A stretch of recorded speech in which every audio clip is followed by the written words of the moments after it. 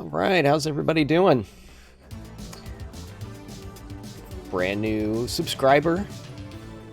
Thank you, Stephen Kramer. I've got some stuff of yours to actually talk about today. Thanks for joining the show and following and subscribing, actually. Looks like we got some usuals here. We got Chris Santi in the chat room. If you haven't seen Chris's blogs, make sure you check those out. Chris, feel free to post your URL there in the chat. You got lots of great resources there. Testing out some new equipment this week. Got a brand new camera and a stream deck, so you might see some new things on the show. Hopefully the video quality is better. There's Chris's blog. Make sure you guys check that out. He's got lots of great articles up on there. Latest one about state management. Some really good stuff. Lewis Hendricks is back, and Mr. Magoo joining us late in the afternoon. Thanks everybody for coming back to the show. We got big news this week, didn't we? Right? We'll get into news here in just a sec. Just making sure we've got a good sized crowd here in the chat. People are still joining. So it looks like some people, let's see, might need to refresh. If you see Fritz, refresh.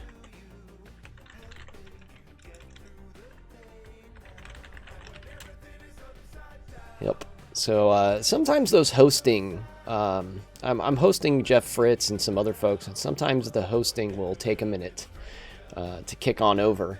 So if you're joining the show at noon and it hasn't kicked off yet and you still see Jeff Fritz, try giving it a refresh. And sometimes that will fix things up. Using the Twitter... Oh, if you're using the app on your phone, then you might need to log off and log back on again or something. I don't know why it does that. I don't know if there's a delay in how long it takes, so you don't accidentally hit start streaming and it kicks you off of somebody you're hosting too quickly, in case you decide to stop immediately, but for some reason it does that. And Twitch user experience, it's still a growing platform, so sometimes that has a little bit to do with it. They're still trying to figure out some of the bugs. We've got a lot of news this week, so I'll switch over to my news view here, and let me pull this volume down for the music here so it's not drowning me out. And let's get started with some Blazor news, right? We've got a ton of stuff going on with our Blazor framework this week. So let's start off with ASP.NET Core 4.0 or Preview 4. So version 3.0, Preview 4 is now out. And we have to start the story here because there's a lot of Blazor pieces that come from ASP.NET Core. If you haven't seen the blog post yet, it is right here.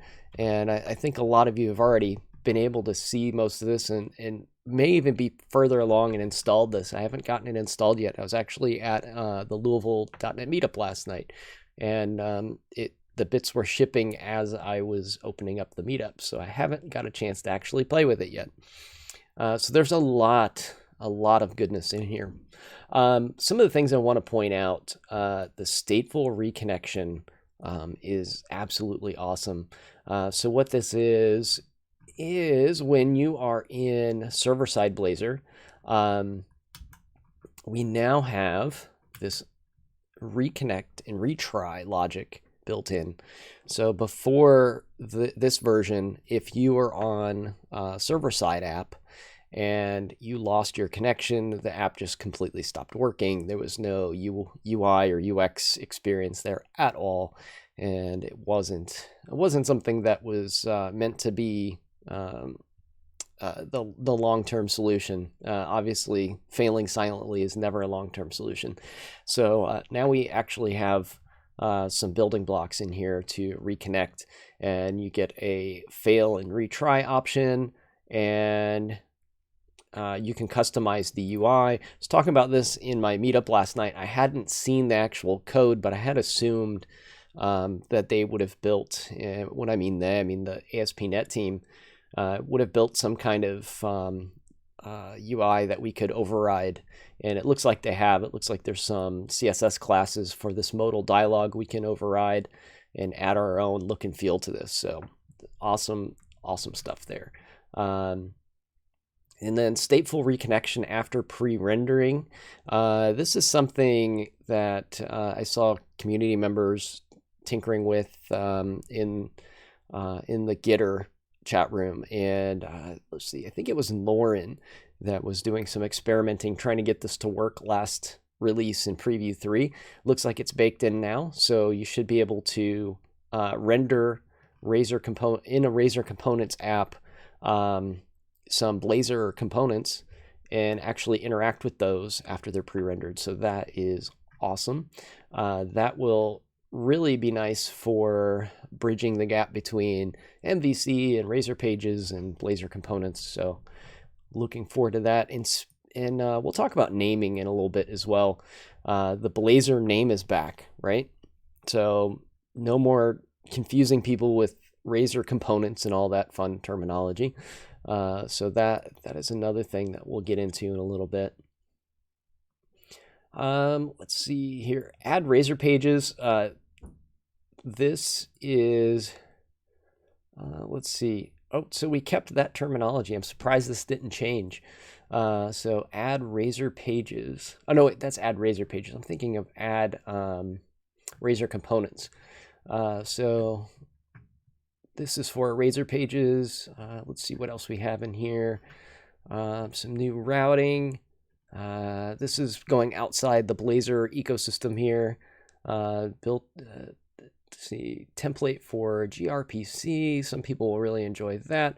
So there's a lot of good stuff in this release of ASP.NET Core Preview 4. So we'll get into some of those bits in a little bit.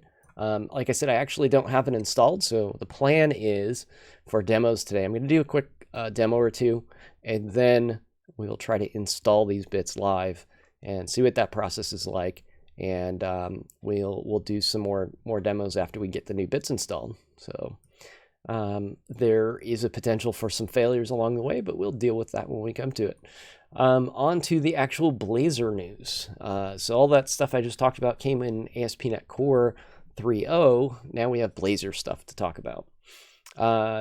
First of all, logo, right? We have a logo finally. You may have seen it on the intro screen. I'll toggle back for just one sec. Just look around my face at the bottom of the screen. I'm trying to get the logo incorporated there. So hopefully, hopefully you guys like that. We'll try to work that into the show as well. So Chris spotted it. It's like kind of a little Easter egg right now. But I thought that was fun. So I love the logo. The guys did a great job. The @ symbol, I actually use that in the little subscriber tags. Steven, you just subscribed, so you've got one in front of your name there. I've had that on the show for a while, but it looks like they took a similar approach and created a very similar like logo with flames. I like theirs much better. So fun stuff. I'm happy to see a logo. It makes it feel a little bit more official. Now we can do articles and stuff and compare things to Angular and React, and we have the logo to put in those articles and stuff, and kind of make it look like a more official and branded thing. So that's awesome. Naming simplification. I was talking about this a moment ago. If you have a Blazor framework application, it is just that. It's a Blazor application. So Blazor is the programming model. It is independent from how it's deployed. And I know there's been a lot of back and forth on this, and naming things is hard. The issue with all this, I think, stems from, and I'm speaking from my own opinion. This isn't anything official, but Blazor came out and it was supposed to run on WebAssembly. They decided to add the ability to host that externally, so you could put it on a server, you could host it in an Electron app and things like that. And then for some reason they decided when it's running on the server, we'll call it razer components. And I think that confused a lot of people because what do you call the code when it's not running anywhere? Is it still Blazor? Is it razer components? And then it just creates a whole bunch of mess. It's very confusing. So now,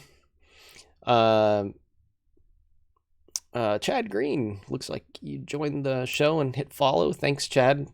Glad you could make it. I don't know how many of these you've watched, but Chad's a good friend of mine from Louisville and helps run .NET Meetup, and he has an awesome conference called Codepalooza that will be going on later this year. Welcome to the show, Chad. So server-side Blazor and client-side Blazor are now just called that. Server-side and client-side. I think they are still going to return to calling the actual components themselves razer components. Time will tell how much that that terminology lasts. We saw a lot of this in the what's it called? Visual Studio, or sorry, .NET Community Stand-Up. I was going to say Visual Studio Toolbox, another one of my favorite shows on the Channel 9 network. But no, the .NET Community Stand-Up was last week, and we had a pretty good showing of what imports.razer is. We don't need @tag helper anymore. How many of you guys love that? We don't need @tag help or add tag helpers anymore. So that directive is gone, and we can now use just a using statement. So love that. Of course, Blazor icons are in there, and I just clicked out of the article. Let's go back. Blazor support for Visual Studio Code. Folks listening on the stream that are complaining that I don't use Visual Studio Code, we'll do this now. We'll actually do a session or two with Visual Studio Code coming up, and we'll see how it works. I got some not so happy messages on my YouTube channel for not using Visual Studio Code and saying on the stream that it was, quote, equivalent to a text editor. And in the context of Blazor before today, it was. So I love Visual Studio Code. We will try to use it in the future, but now that it's supported, we can actually do some stuff with it. So I'm happy to see it supported. It's a great tool, and now we have Blazor in it. So the rest of this is how to get started and upgrading. The community page has moved. I was just looking for this. So if you guys didn't see the Blazor site, if you go to blazor.net, it's now changed. So this was a site that used to be outside of the Microsoft ecosystem of websites. Now it is an official .net.microsoft.com address, and all of the links go directly to docs.microsoft.com now. So it's very, very official. If you scroll down, we've got nice graphics and explanations and overviews of what exactly Blazor is. And of course, my favorite part is this UI component ecosystem, because there's awesome vendors like Telerik offering you wonderful UI components, native UI components from Telerik. So we've got a link on the homepage there. I love that. So thanks again to the .NET team for putting those links in there. Documentation looks really good. Everything seems to be redirecting good. There was some issues yesterday as they were doing this that I couldn't get to some of the documentation, but now it's all there and it's all official. So the more official this gets, the more I like it. All right, so the community page is now called Awesome Blazor. And this is the community page. There's lots of killer resources in here. So there are demos and sample projects, tutorials, libraries. There's somebody has documented like almost every state has changed video in here. Many of the articles we've had on the show, and I've seen it go across Twitter. I mean, this thing just scrolls on and on. So there's tons and tons of URLs to get information from in there. So good stuff. So Lauren seems to like Sublime better. Is that what you're getting at there, Lauren? Going back to the Visual Studio Code discussion. Speaking of awesome resources and things in the community ecosystem, I got a quick notification about this going live. So Stephen Kramer, who's in the chat room here, has a NuGet package called Blazor State. So Blazor State is actually built upon Mediator. So Mediator is a package by Jimmy Bogard that helps with the Mediator pattern in .NET. And upon that Mediator pattern, Stephen's built a state management system, and he's already updated it to Preview 4. So you can go out and grab this and use it in the current version of Blazor. So awesome work there, Stephen, getting that updated like immediately, which is really important to a growing ecosystem like Blazor. So you guys can check that out on NuGet. It's Blazor State if you look for it on NuGet or in your package management console. Stephen says that docs are coming tomorrow. So also life on the bleeding edge for sure. So just giving a shout out to Stephen there for the awesome work getting that up and running very quickly. So I have an article out that has to do with the Telerik components, and you might notice behind me, I'm getting ready for conferences. So I've got banners behind me. Banners are covering piles of boxes of swag and all kinds of stuff in my office.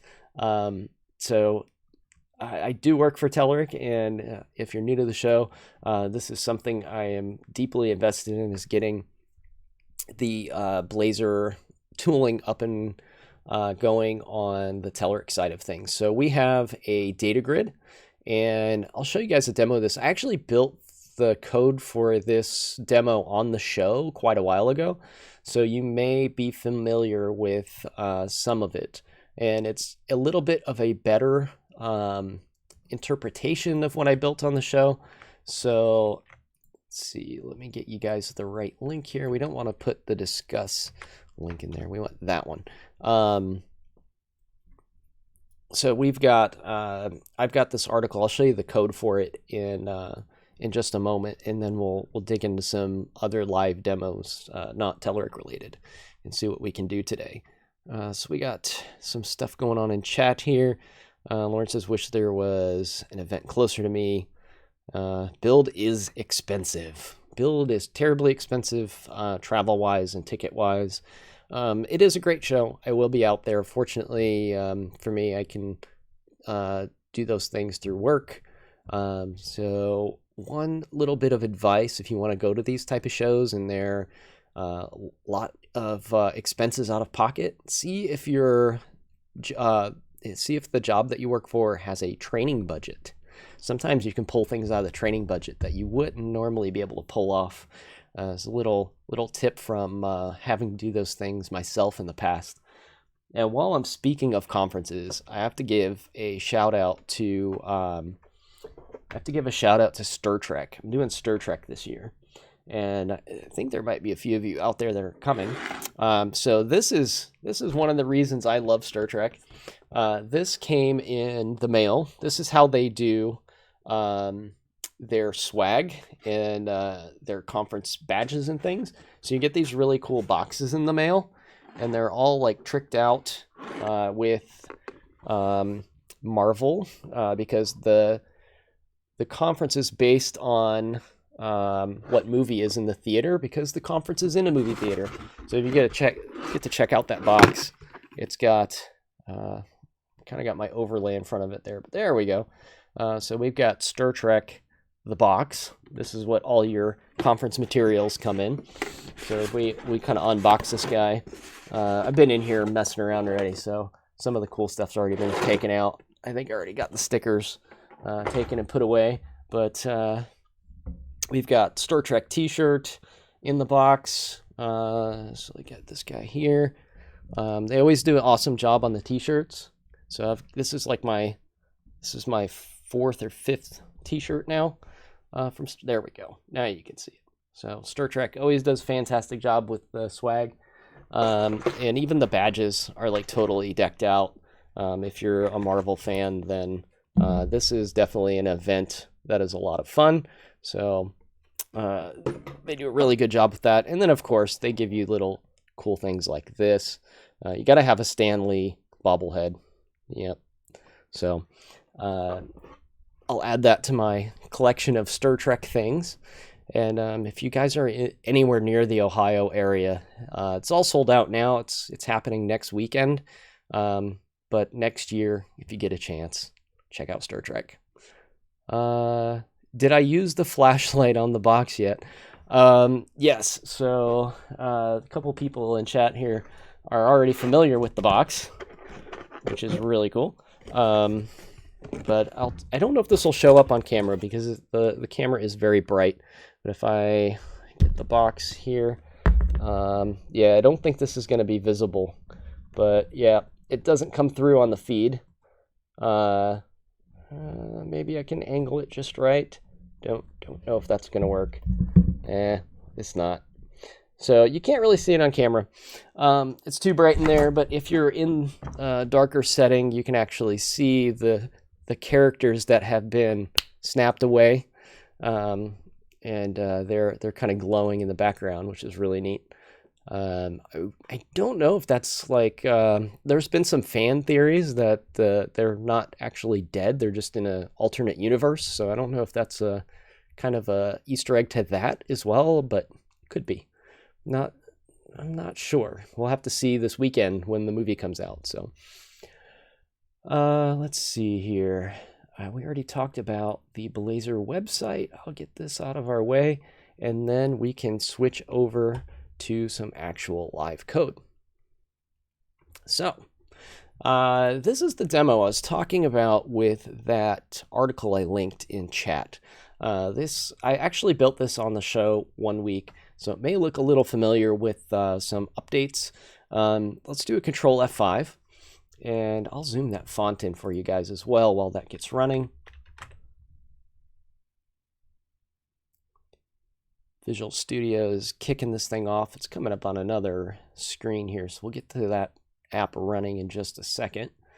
And I've built it on top of the existing Telerik UI demos, which we have fantastic demos at telerik.com/Blazor, I think it is.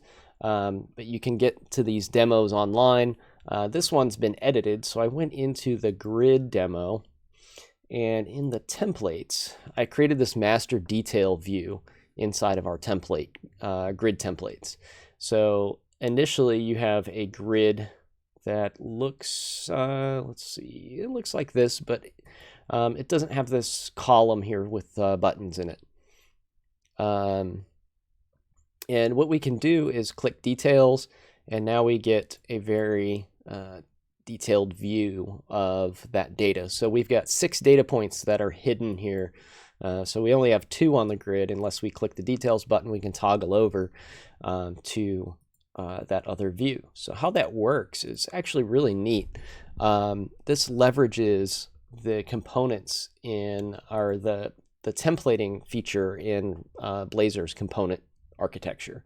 So we built our data grid from scratch. There's no JavaScript underlying in the data grid to make these things happen, so we can take advantage of the full Blazor framework. One of those things in the data grid is called a row template, and this opens up that row to any kind of template that you would like to put in there. You could keep it as simple as just adding an image, like we saw when it's not in a detailed view state. And then we could also do something outside the box. So inside of this row template, I've got an if statement, and I'm looking for a selected product. And if I am on the currently selected product and it is equal to the same item in this row, then I go ahead and display the detailed view. Otherwise, I'm going to hide the detailed view, and I'm just going to show the regular row that goes across. And within that, I've got a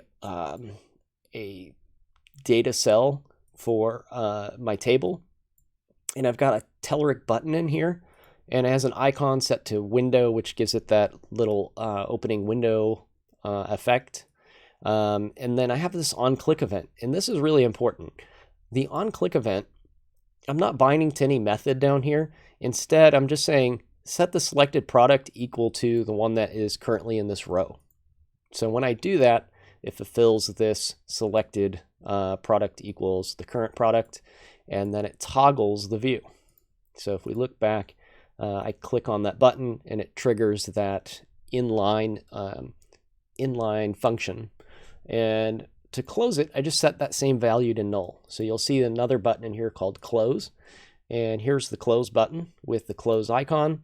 And the same function, except this time instead of setting it equal to product, we set it equal to null. And that just closes out that view because it's no longer selected product is equal to the current product. So we can easily toggle between two views. When I did this on the show, all the code was in line. This time I did a quick abstraction to a component. So I have a product master template and a product detail template, and I'm just toggling between these two items. And if I look at my grid, I have those two templates here, and you can see the master view is very simple because it's just two columns. So I have two data table cells. One has an image and a product name. The other formats unit price. And of course, this takes a product. So we're passing in a product to this component, and it just displays those two pieces of data. When it toggles over, it goes to a, oops, that is a page I opened. That one. There we go. The product detail template. And you can see this is much more of a complex view. So this component does a column span of 2, which allows us to go across the entire grid that you see here.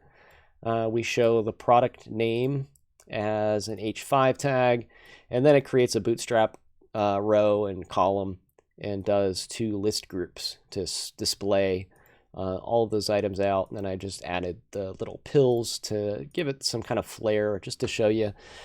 You could put anything in there. They can be other components, they can be bootstrap classes, they could be custom, anything. We could have charts in here and all sorts of things. So really cool demo. There's an article on how all that can be built. There are 3 different types of templates in the grid that you can take advantage of. There's a row template, a column template, an edit template, because we have editing features like these that give you pop-up editors. So there's a lot of really cool stuff in there. So next thing is getting into the latest bits of Blazor.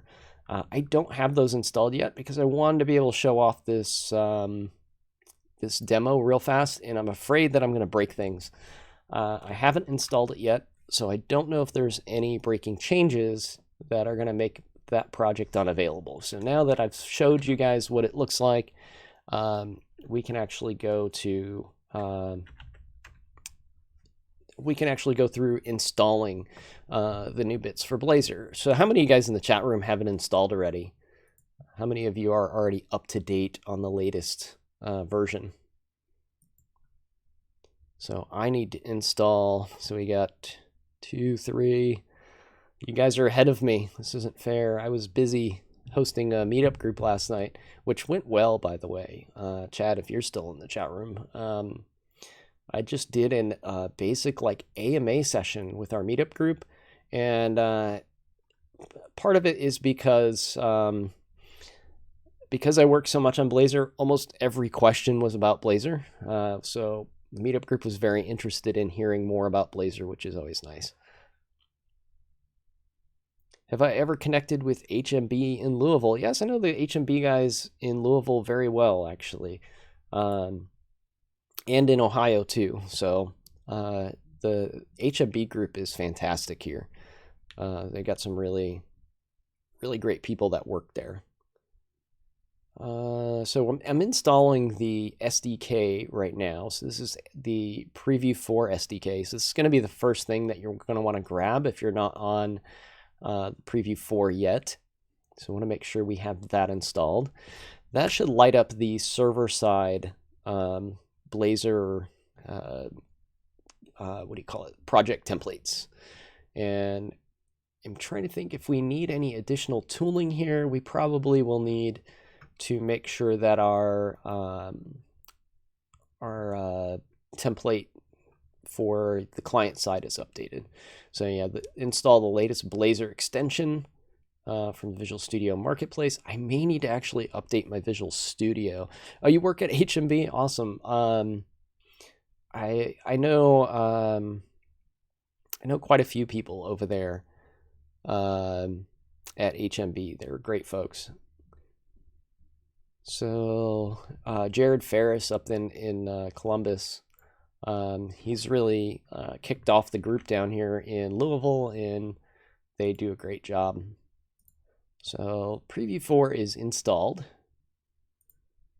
And I need to install the command line tools as well, because I frequently use the .NET new Blazor lib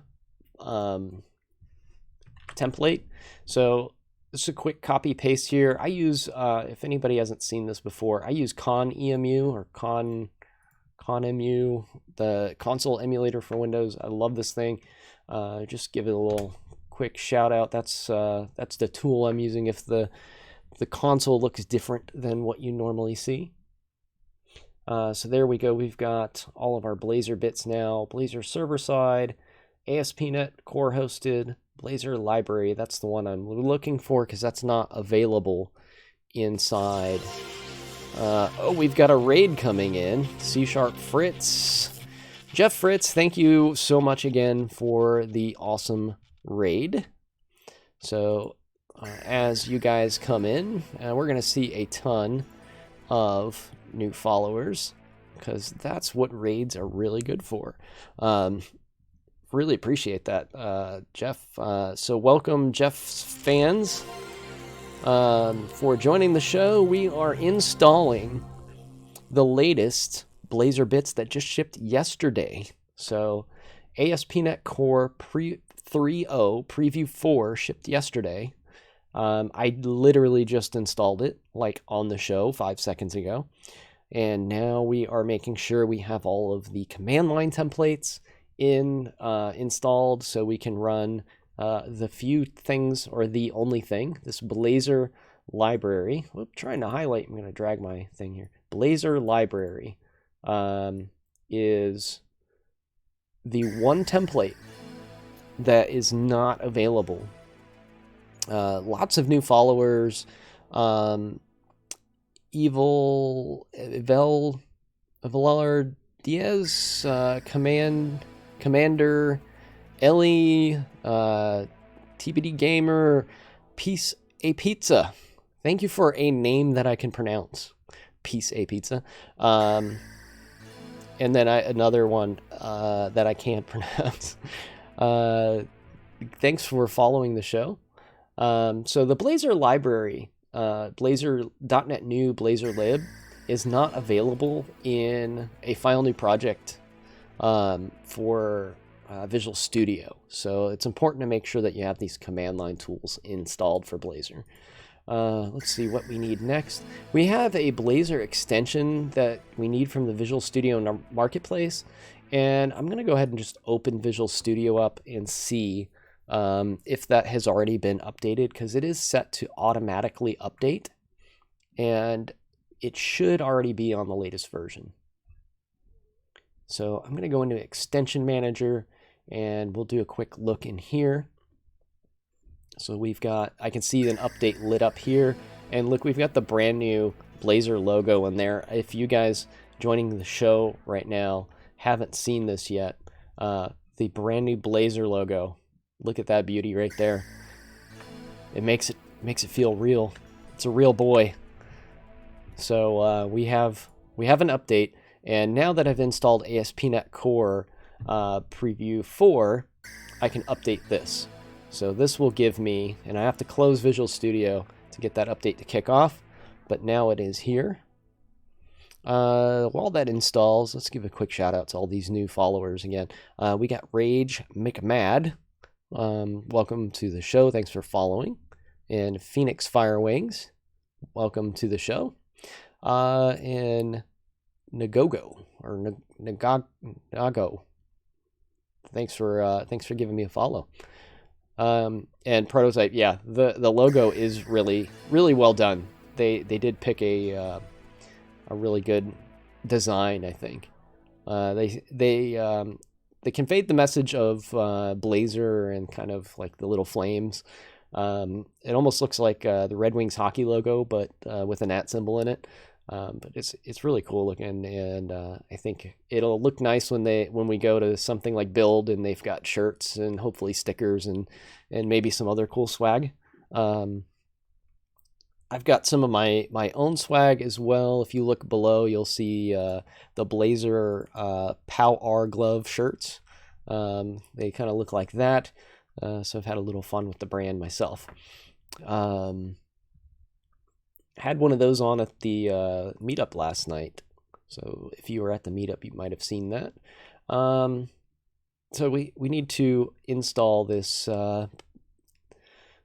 this Blazor extension, and now the Blazor extension does really nothing more, from what I understand, than give you the file new project templates for client-side Blazor. Zeriar, thanks for following. Trying to pronounce these Twitch names is probably one of the hardest things about Twitch.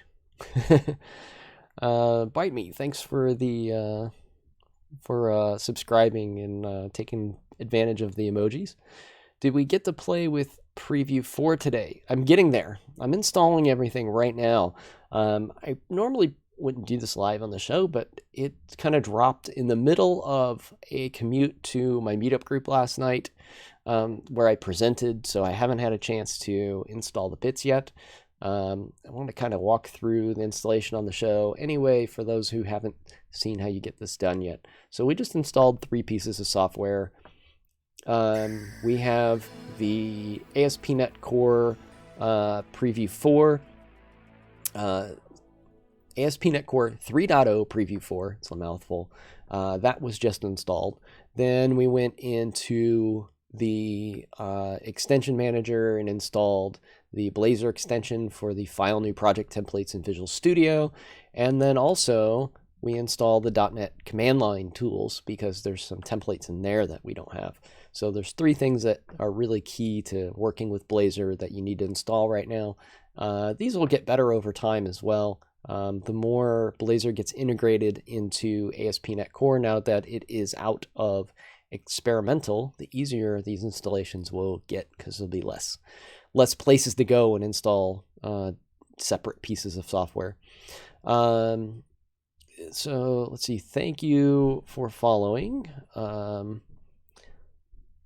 That is a long name. I will not try to say that because I'm going to butcher it. Every day is Blazor Day. Yes, on this show, every day is Blazor Day.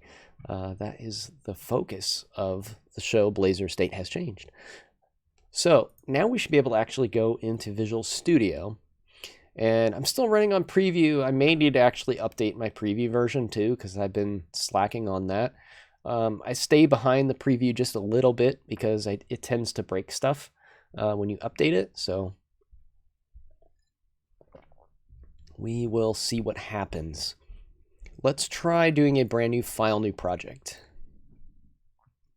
And Blazor is going to be underneath ASP.NET Core web application.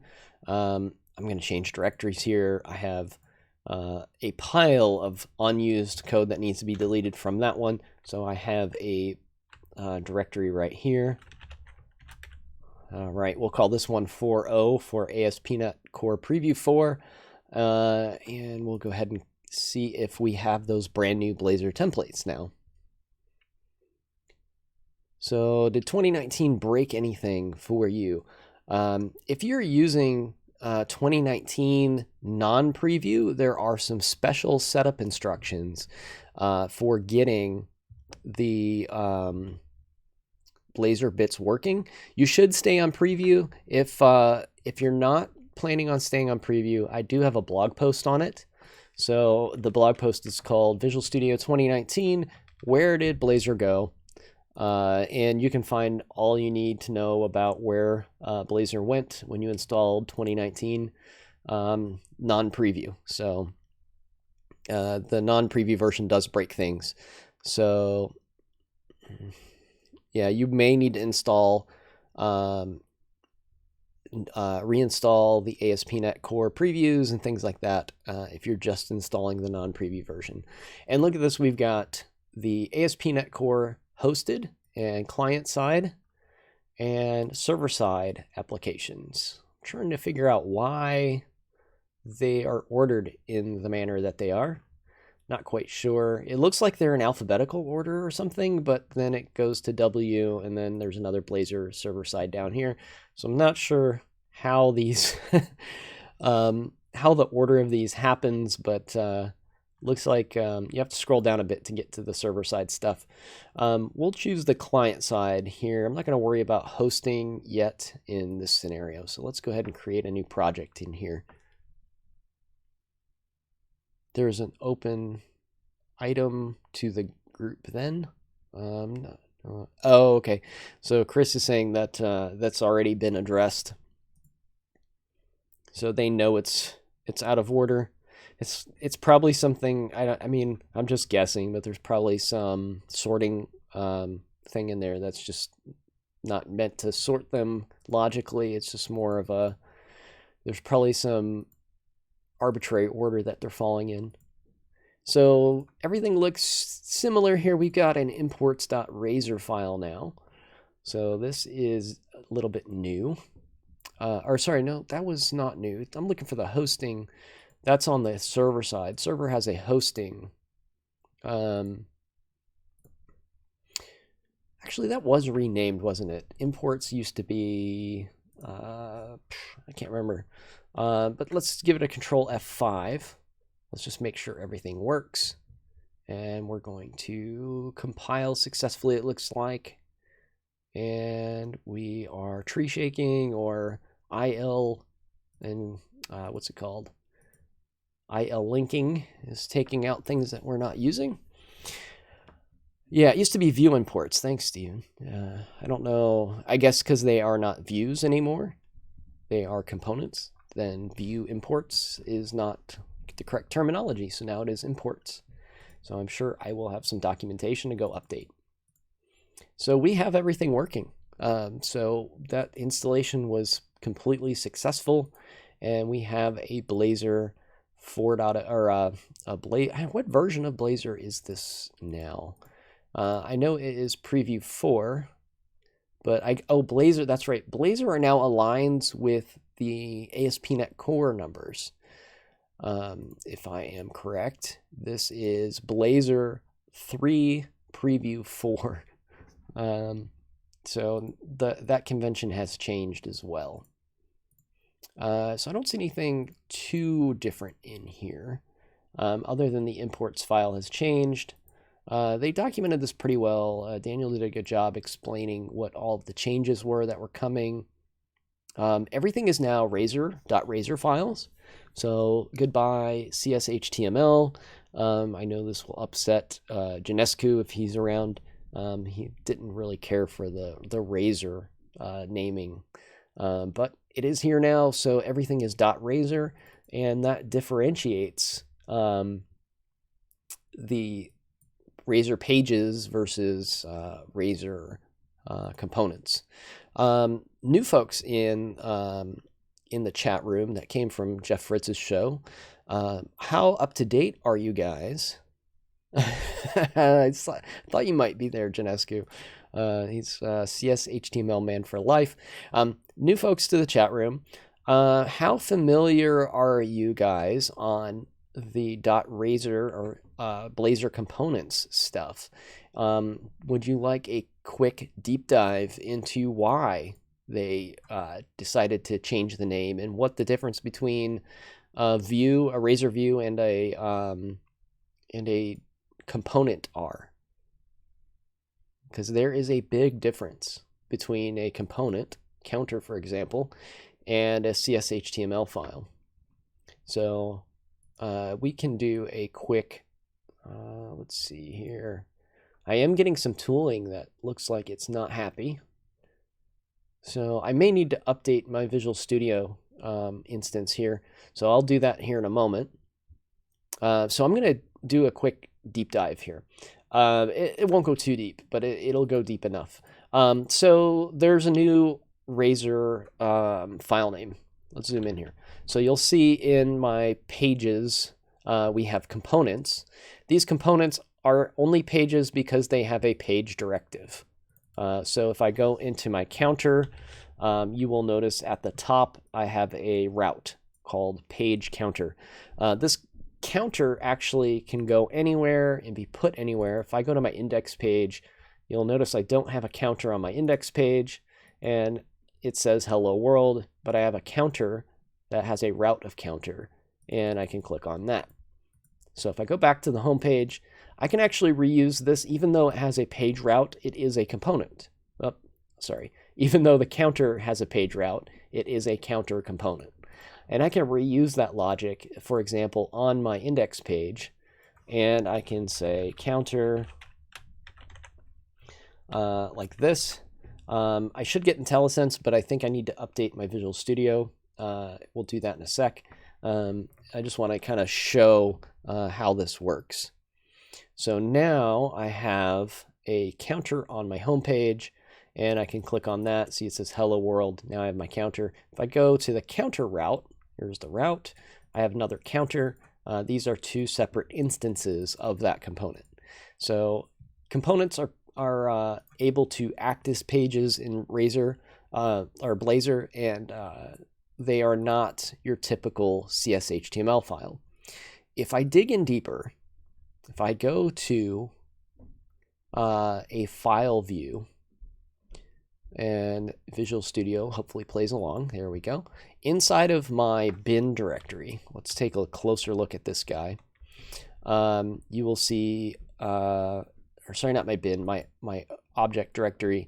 I have a debug.NET standard, and this is where my application code is sitting right now compiled. What happens when you write a razer component is you get an actual class file. And if I look under here, remember I have a counter underneath of this debug.NET standard razer pages. If I actually, sorry, I'm under the wrong folder. It's the one under Blazor, or maybe not. Nope. Okay, this should be it then. They may have changed where that was located. The razer name is throwing me off. But when you have a component like this, I'll put them side by side so you can see much better. When I write the logic that is on the right, and I have an H1 tag with counter inside, a paragraph, and a button, it actually gets translated into a .NET class. So if I scroll down here, you'll see I have a class called counter, public class counter. That class inherits from component base. This is the major difference between a .cshtml file and a .razer file. Razer pages and MVC views do not get processed into a class file like this. They are, for all intents and purposes, an HTML template that we use to render an HTML string. Tag helpers as well. So the tag helpers, HTML helpers, CSHTML files, their sole purpose is to generate a string of text that is HTML formatted. Okay, so it is a templating language. When we use razer in this manner, it actually becomes a class. And inside of this class, this counter class, we have something called the build render tree. And the build render tree taps into the shadow DOM or the DOM abstraction or the virtual DOM, however you want to phrase that. There is a thin abstraction that sits between the DOM and the actual framework that allows the component framework to quickly make changes to the render tree and decide, you may have a dozen components that are working in unison and making updates to the document that is going to be displayed. You don't want to do all that work directly on the DOM. If you do, it will slow things down terribly, and it does a lot of re-rendering of that DOM. So we do that in a render tree instead. Then the render tree gets compared to the actual DOM, and only the elements that are in that final set of changes actually get changed on the browser. So razer gets, I wouldn't call it transpiled into C#. It gets code generated into C#. Might be a more technically accurate description. So it gets code generated into this build pipeline. And you can see that they kind of match up. So we have a counter h1 tag. We have a paragraph element that adds some content called current count. And these are all things that exist in the render tree. And if I were to click on the count button, so I trigger this on click event, you can see that it binds to an event callback and it passes in the event mouse args. And what would happen is I would increment the count, which would change element number 3 here, and the current count would change. That value would change.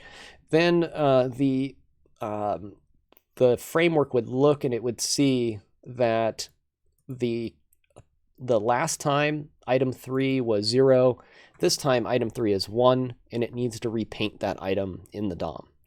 So that's how that actually works. These sequence numbers, 0 through 8 here, are actually hard-coded numbers, and they are a very quick way for the DOM abstraction to tell if an element has been removed or not.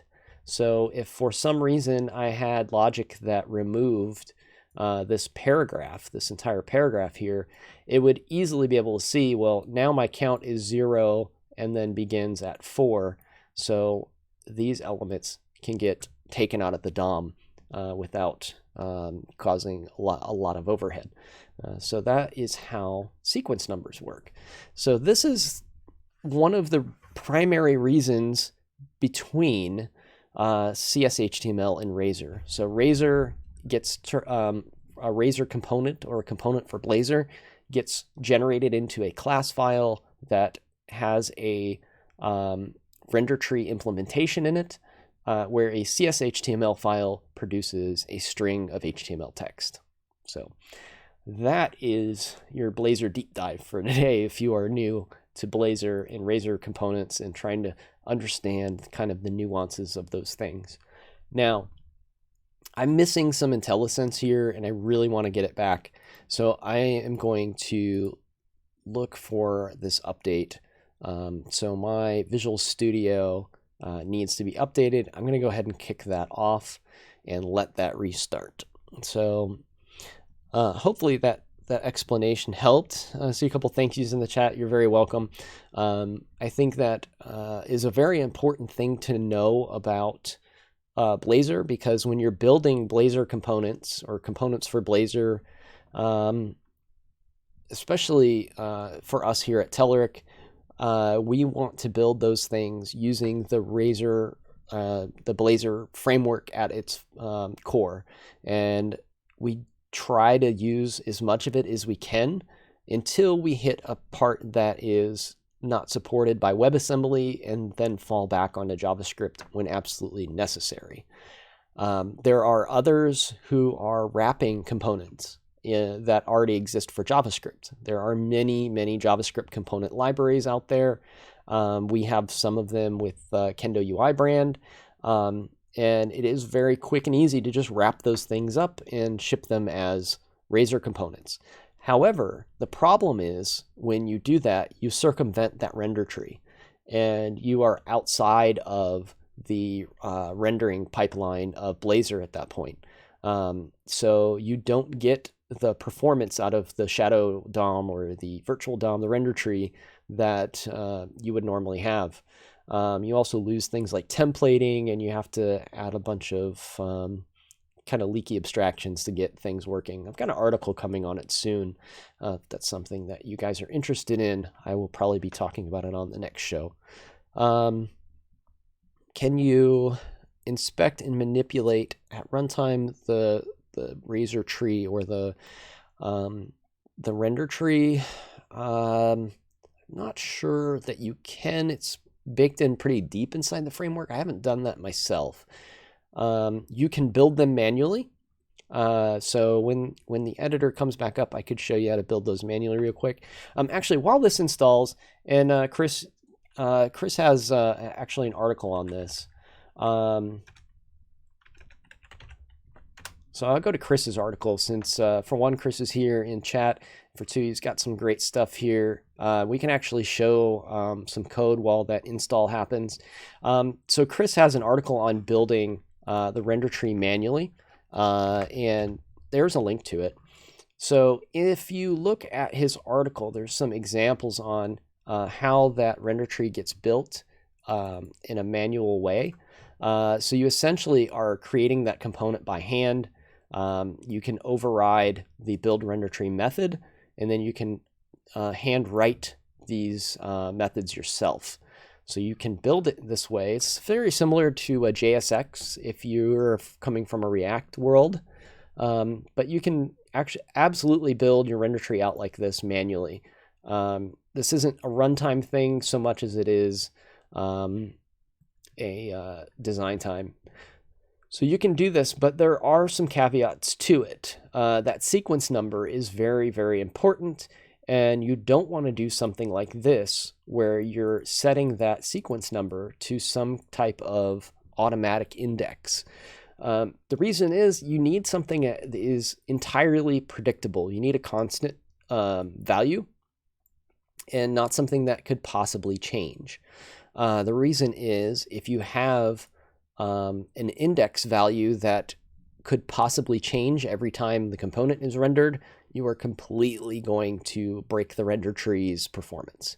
So if, for example, I bound the sequence number to, say, a database record ID or something like that, that would be a really bad thing because that might be different every time that component loads.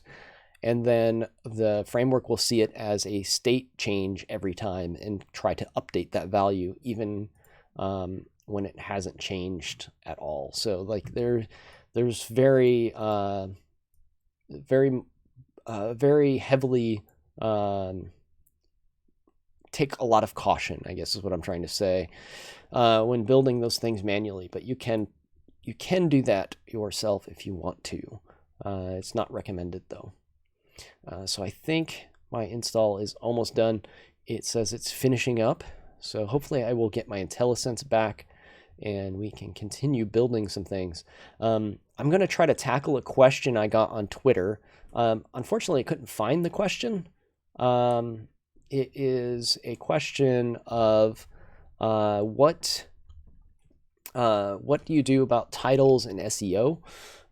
So meta tags and things like that. And there's actually a GitHub issue, I believe. If we go to the GitHub ASP.NET Core issues, we might be able to find it again really quick. So it is a lingering issue right now. See if it was under SEO. I think this might be it. So there currently isn't a way. Yeah, this isn't the one. Maybe it is title and meta tags. There currently is no way to write to title and meta tags from within Blazor, and I will explain why. It'd be fairly obvious once we take a look at the Blazor code. Let's open that project we had earlier. Should still be at the top of our list here. 4.0 is what I called it. In the Solution Explorer, let's open the index.html file. And Visual Studio is catching up here, but you can see this is just a normal HTML file, and this is the bootstrapper for a client-side Blazor application. Now, inside of this head tag, there is a base href. This gives your Blazor application the starting location for the routing for a single page application. So you might have like a subdomain here. So if you're hosting it out of a subdomain, you may need to change that, but that is required. But all of this is just regular HTML. And notice we have this app tag. That is not standard HTML. This is where your application actually gets loaded in. When will Blazor get released? So there is no release date for the client-side version of Blazor. The server-side version of Blazor has a tentative release date around fall, I believe. So they haven't given a solid date. They've kind of given a time frame. So your Blazor application gets injected into this app tag. And then the script that you see here, this bootstraps your WebAssembly things, loads in your mono runtime and all that. We can actually see, if we do a Control F5, we can actually see some of this stuff happening in the browser. So we'll give this guy a run. It is rebuilding, and we'll have it going here soon. But we'll be able to look at our application. Let's close some of these tabs out. And I got an internal server error. So this is a common thing that happens from time to time. Could be something to do with my updates I just ran. The easiest way to get rid of this error is to go into the folder view and just delete the compiled application. So I'm going to come in and delete my bin, and I'll delete this folder. Sorry if those noises are loud on the stream, but that should take care of it. I'll do a quick clean and rebuild just to make sure that we've taken care of all of those things. And now that we have these new DLL files generated, that error should go away. All right, so we can run this, and nope, immediately got the same error. So let's try, let's ditch this project. We'll do file new project again. Something went wrong with that one when we upgraded our Visual Studio instance. So let's do a new directory here, and let's say SEO, because that's what we're going to work on if this is successfully running. Thank you for the follow. Rethal, I think is how that might be pronounced. We'll do the Blazor client-side app again. And oh, there's a tool to help with all that cleanup nonsense. Thank you, Stephen. Yeah, it seems to be an ongoing issue right now with the preview stuff. So let's do a Control F5, see if we get our file new project Hello World back up and running. And then we can talk a little more about how the title and all that. Yeah, there we go. We're running again. So in that index page, the index page bootstraps our stuff. It's a single page application, so we are actually on that index page the entire time we're in the application, no matter what the route. Thank you for the follow. Appreciate that. Lots of new followers today. Thank you, everybody that came through on Jeff's stream and followed and rated and all that great stuff. So here you can see the app. So inside of the body, there is the application. We have our sidebar. If we move this guy over, you can see the sidebar here, the main application, but it all resides within this app tag. So all of the components and logic are within this app tag, and they don't have access to anything outside of it. This is a very common problem with Angular and React as well, because they do a very similar thing. So you might wonder how the system finds that app tag. If you look into app.razer, this is the root component of the application. And if we go into startup, you can see that we're going to add a component called app, or with a type of app, and it's going to do a CSS selector. So if we actually hover over the IntelliSense here, always forget how to make that show up. It actually takes a string of DOM element selector. Actually, we can write that out. DOM element selector called app. All right, it's very important to know that that's what it's doing. So it's taking that route component, this app.razer component. This contains all of our application logic, and it injects that application into that app tag that is found in index.html. So if we open index.html again, the system does a what's it called? Document.find or document.query selector type of thing, finds this and injects the application inside of that app tag.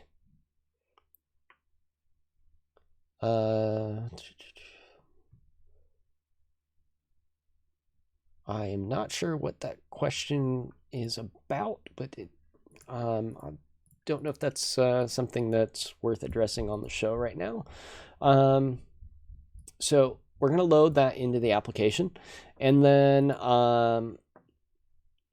the issue arises is we want to change the title and we want to change metadata, but these things are outside of the app, so we don't have access to anything out into this region here. The React and Angular do the same thing. They have a script that loads, injects things into the app tag, and then it is gone. So, or it is unaccessible up here. So we have to write custom code to go change these things. And we can do that with JavaScript. We can do a JavaScript interop, and we can go in and we can toggle these things. I can try to load, I'm going to try to load another application in here. This is going to be an older app that I showed earlier. I don't know if it will run now that I've updated Blazor, but we'll take a look. So let's try to get this going. It might be able to do this if I do not build. So it's already been built.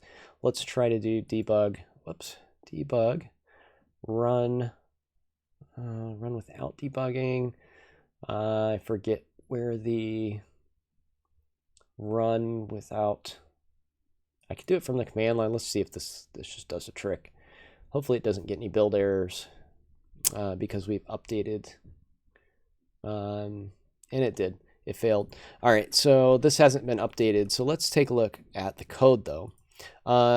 We can actually see this online. So this is the online version of what I'm trying to show here. If we go to telerik.com/Blazor,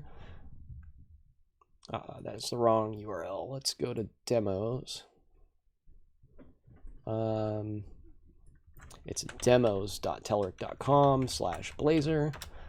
And when the demos load, you'll notice I have this theme chooser here, and I can change the theme of the application. Let's pull up something that has some buttons on it. If I click Bootstrap, notice those Bootstrap buttons change. So I can, so Steven says React has a component called Helmet. I've noticed there's some things on NuGet as well for Blazor, and we'll get into those in just a moment. I want to show what this is doing. If I click on this drop down and I click material, notice the buttons change because we're swapping out the CSS files, and it does this through JavaScript. So it's looking for this link that has an ID of Kendo CSS, and there is a script in here called Theme Manager, and it is calling out to that Theme Manager script. Let's see if we can find, I've got it in the project. So if I go into this project under JavaScript, you'll see Theme Manager, and this finds that element by ID and then replaces that element with with a new style sheet. Okay, so we could do it this way. We could do it with JavaScript. So we could go find things in the head of our document. and we could just replace them. We could say JavaScript, find the title tag, replace it with this new text, right? There is another way I've thought we might be able to do this. And this is just an experiment for the show. And that's what we do on this show, right? We kind of try to break things and see what we can pull off with this brand new framework. And sometimes it works and sometimes it doesn't. So let's see what we can do here. And so Fluxor, we're talking about that. That's actually going to be very topical in a moment, because we could actually use that for this SEO thing. So remember how this app works. We're loading this app and we're injecting into it the code. We can actually do something else similar to this. Let's create a component, okay? I'm going to go into shared. I'm going to create a component. Again, this may be the worst idea ever, okay? But I want to show it because it can be done. So don't hold this as any kind of best practice of any sort. I'm going to choose razer view. I don't think they've added a .razer extension for this yet. So we will call this meta app meta dot razer. I almost did the CSHTML thing. So we're going to create a file, a component, and this is going to be a metadata component. For right now, I'm just going to take all of this stuff and I'm going to copy it. Okay. Hopefully you guys are following. Great response by Mr. Magoo there. Yeah, Mr. Magoo's putting this in his best practices notes. So now I've got a component that is metadata. Thank you so much, Mr. Magoo. That deserves some props. I love it. All right. So again, I will preface by saying you may or may not want to do this. This is just an idea to kind of show some capabilities off. What's cool about this is it is now a razer component. It is now part of the Blazor framework because it has a .razer. I would like to get it into, I opened the wrong index. Let's do this. Let's get these out of here. So I've got my app meta. Let's open up the HTML file. Let's put it side by side for a sec. Okay. So I want to get this into here, right? So that would be nice because this is a razer component. And if it's a razer component, I can have an @functions block and I can bind data to things. So I could have, let's do this. Let's say string. Let's create a field that is title equals new title. And we will just set that to the title like that. Okay. So now we can do C-sharpy things with this.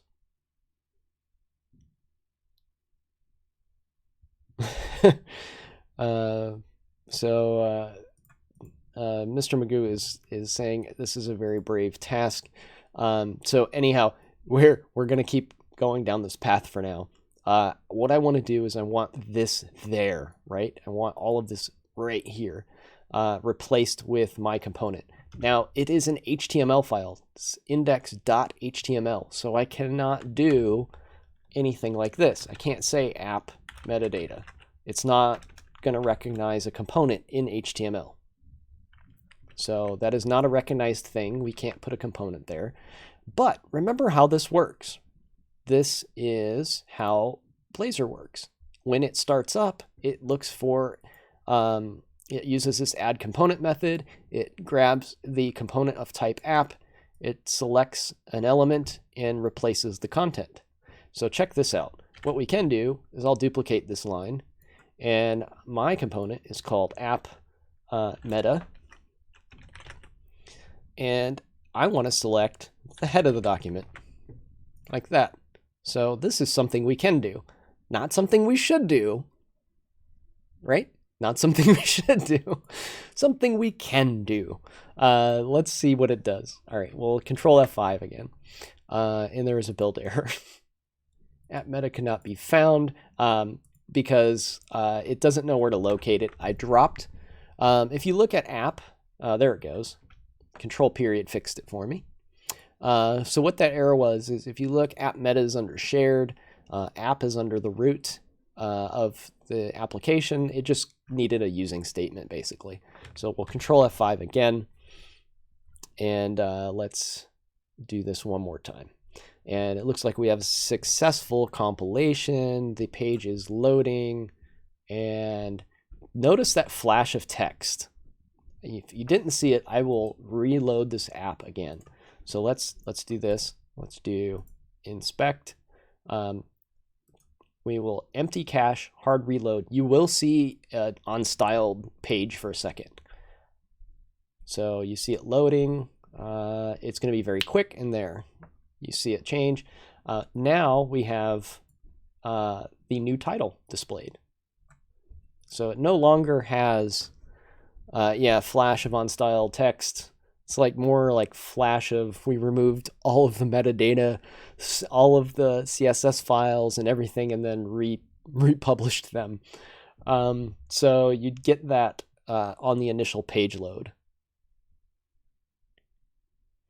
So can we do this several components on one page with clients with...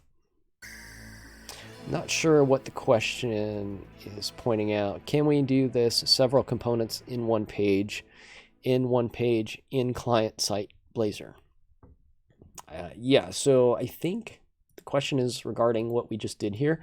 We can do add component all day long and target other things inside of the application. And they will have their own point of injection. You could also hide it with some CSS rules.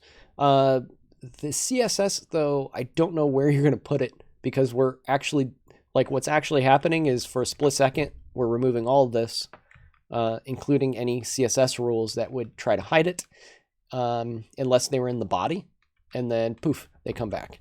So that's what's happening. The component actually redraws this. What I would love to do is be able to target a region here. I would love to be able to say app meta in here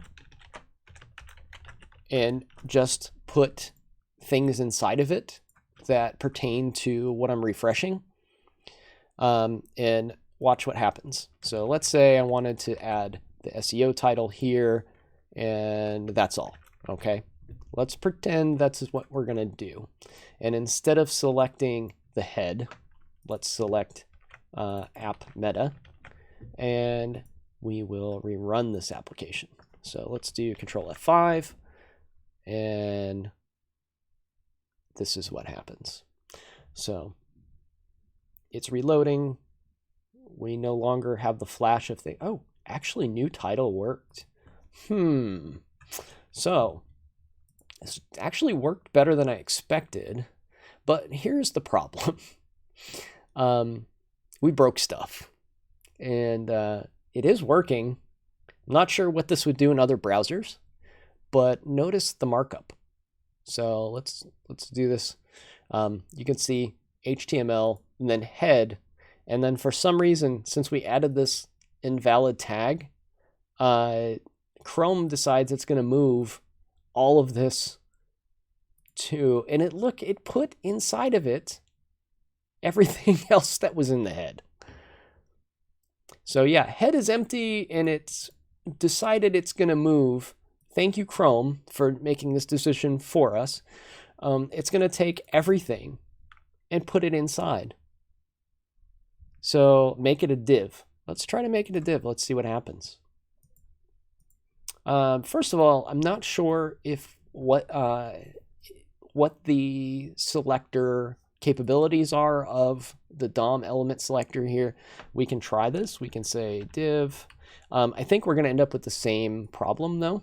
Actually, we can test this out even quicker by uncommenting this rule here, and we'll do a control whoops, Control F5, and I just changed views on you guys.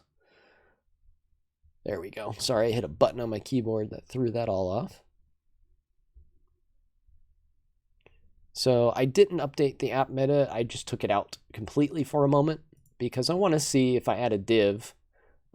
Even a div does the same thing. So the only valid elements that can go in the head are meta, base, and link.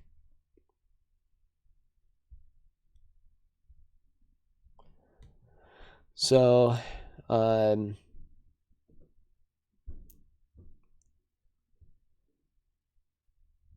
what I can do is you still replace the head. Why swap to app metadata?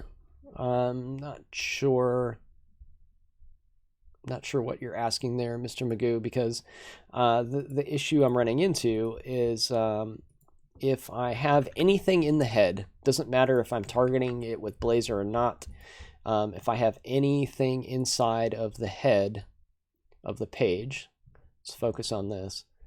If it is not a title, if it's not title, it's not meta, and it's not link, then Chrome decides it is going to throw everything into the body. So that is a Chrome feature, bug, I don't know. I don't know why it insists on doing that, but it does. I don't know, maybe there's a security thing, who knows? Who knows why Chrome decided they wanted to handle it that way. But it does. It takes everything in the head and it essentially takes it out and places it here. Oops, sorry. Places it here for no reason.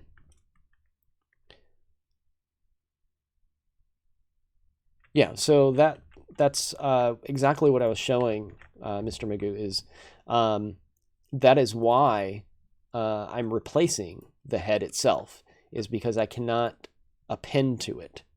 So this has to be head here. So I have to rip the entire head section out and replace it. So that's where we get our flash of unstyledness. What's nice is it only happens once. So it does only happen once, so we can do that, and it's fine. So we're going to run into yet another issue, though, but we'll work through this one. So I put that back. App meta swaps out the head. We can Control F5. We can see this is working again. And what I wish I could do is only swap the elements I want, but I can't. But this does work. You notice the flash went pretty quickly. But I do have my new title. All right. So the next thing I need to build, I'm closing another solution here. There we go. Next thing I need to do is find a way to target the value that is in the title, because I'm outside of my application somewhat. So I'm not in... There's no access to that component's values and properties. So the head only needs to change on the first request. Yes. So after that, it will... we actually don't need to change it with the interop. So you're getting ahead of me for a minute there. But no, we won't need to change it with the interop. There's another way we can handle this. But we're always going to have that flash of unstyled text because it has to replace the entire head. Maybe this is something that we can, I don't know if they have a working solution for this coming from the Blazor team, but it might be worth kind of pointing out that we can do this with this caveat. And if there was some way we could target certain elements instead of replacing them completely, then that might be something we could do. So anyway, we can change the title. We can't change the title because it's hard-coded. We need to do something else to change that title. We can't really just do a parameter. Put my fingers in the right place on the keyboard. We can't really do this.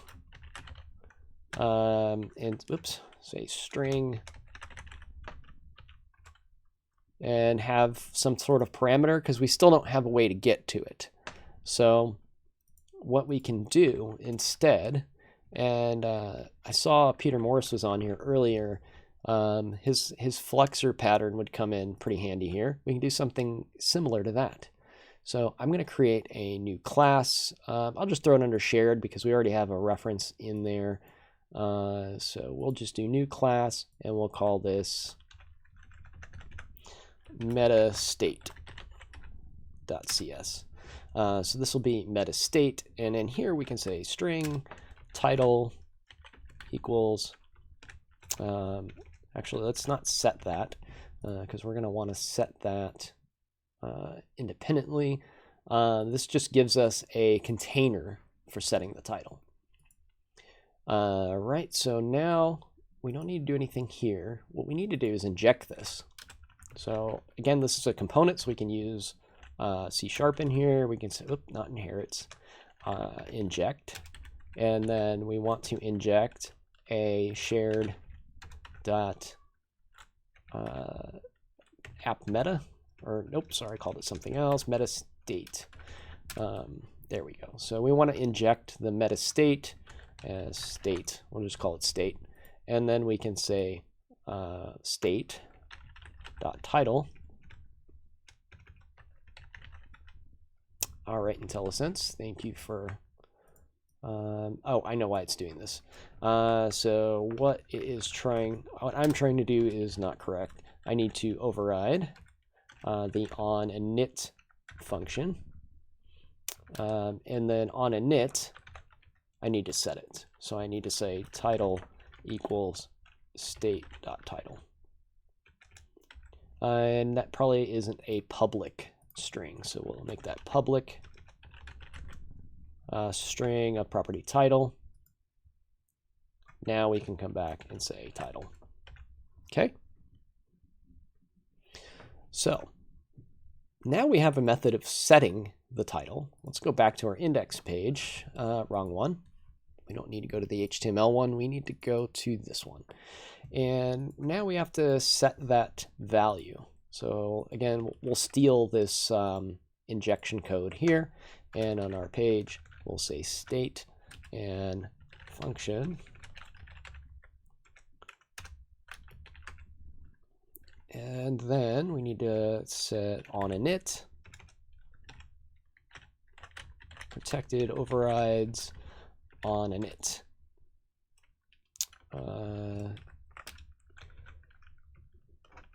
And we need to set the state title equal to hello index.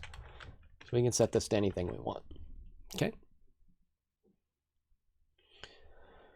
You can inject it directly without adding the services. No, I need to go back to services. I haven't gotten that far yet. I need to go into configure services and into services.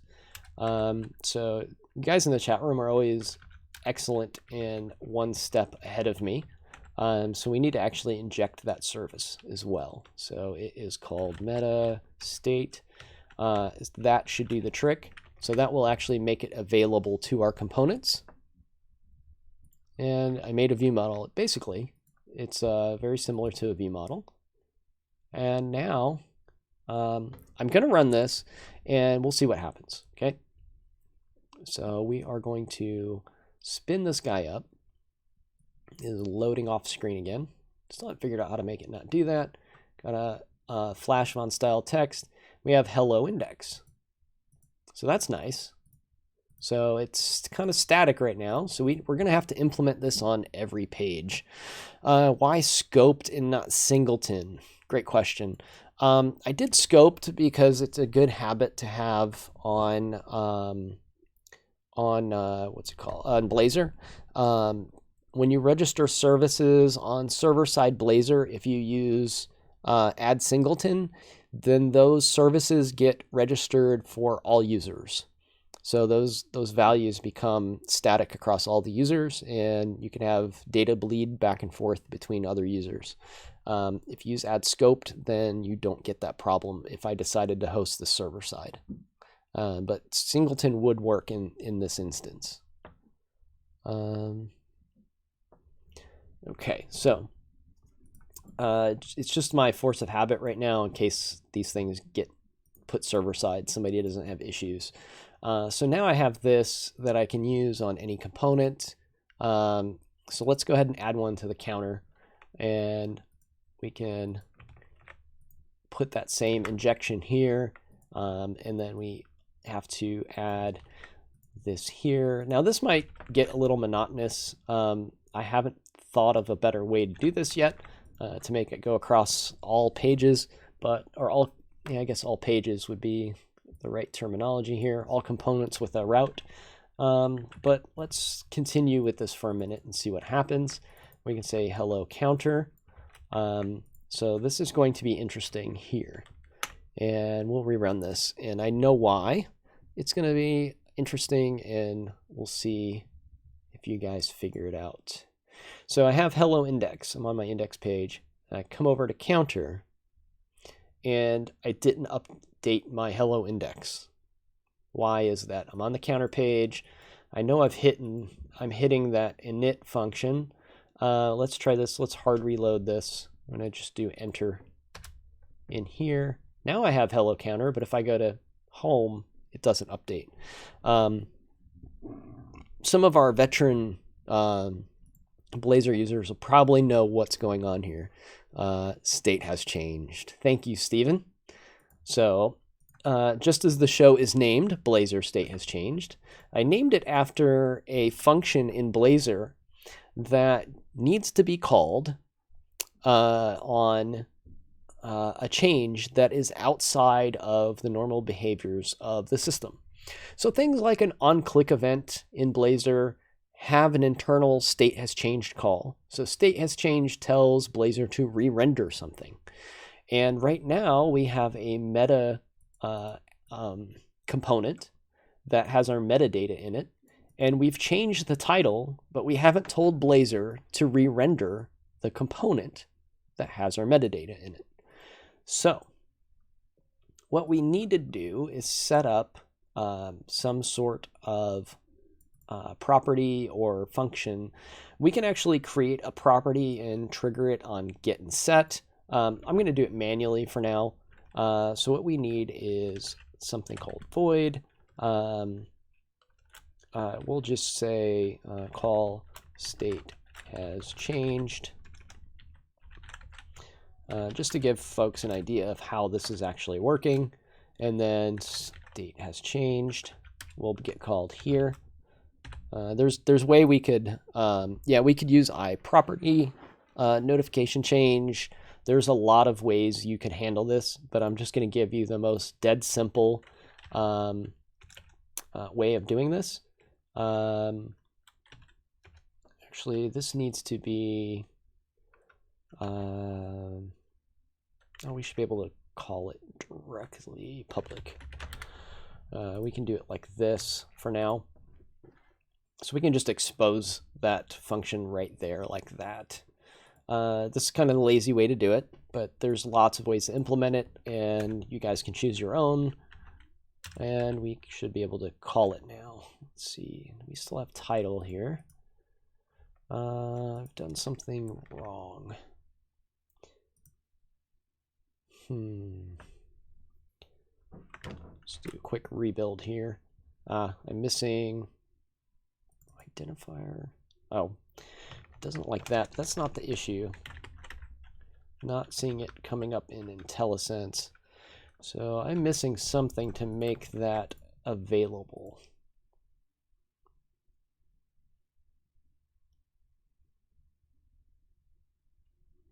How about a little bit simpler, create a component called title razer and then use add component.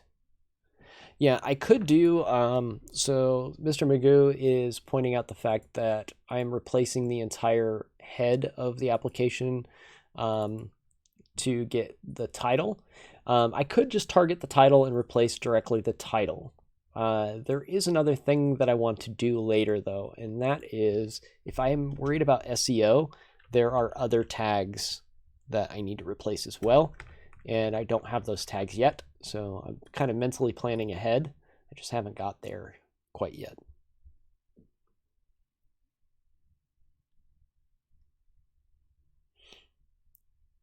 don't think it's a good idea to create components with known HTML tags, though. Not quite sure what that means. Let's see. I'm not sure why I'm not getting this function available to me. You know what? Let me try recompiling. Maybe that'll give it to me.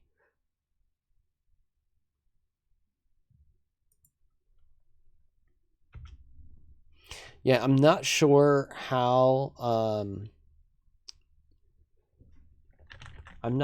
this would affect SEO either. So that's a good point. I don't know if this actually does help with SEO, because I don't know if the crawlers will see it flash. I know that JavaScript frameworks do handle this as well, so there has to be something that they're capable of doing. I don't know if this is a new thing with Blazor or not, but for some reason my public function here is not available to me. So what I'm going to do instead, so it's allowing me to set a title. Oh, I'm in the wrong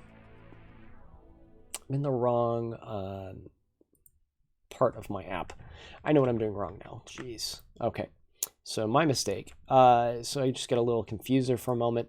In my container, my state container here, I need to actually call this public because I'm not calling a component. I'm actually working through the dependency I'm injecting, which is just a service for all intents and purposes. Call state has changed. So I'm going to call state has changed. This is going to be an action. Call state has changed. So I can do this.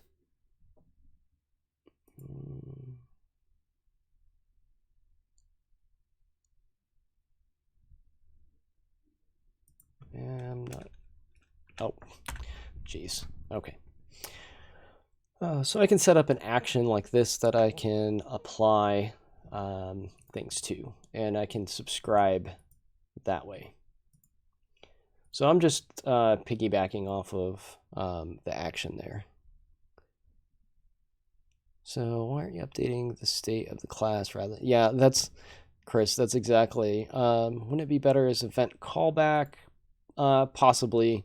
Just kind of trying to hack away at this really quick and just get it done.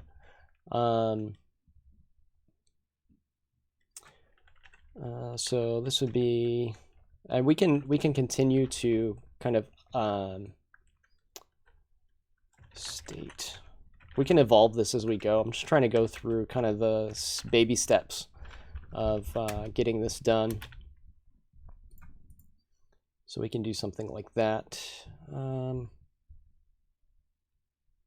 convert to an action. I'm trying to remember. I've done something similar to this before. It doesn't like trying to assign that to an action.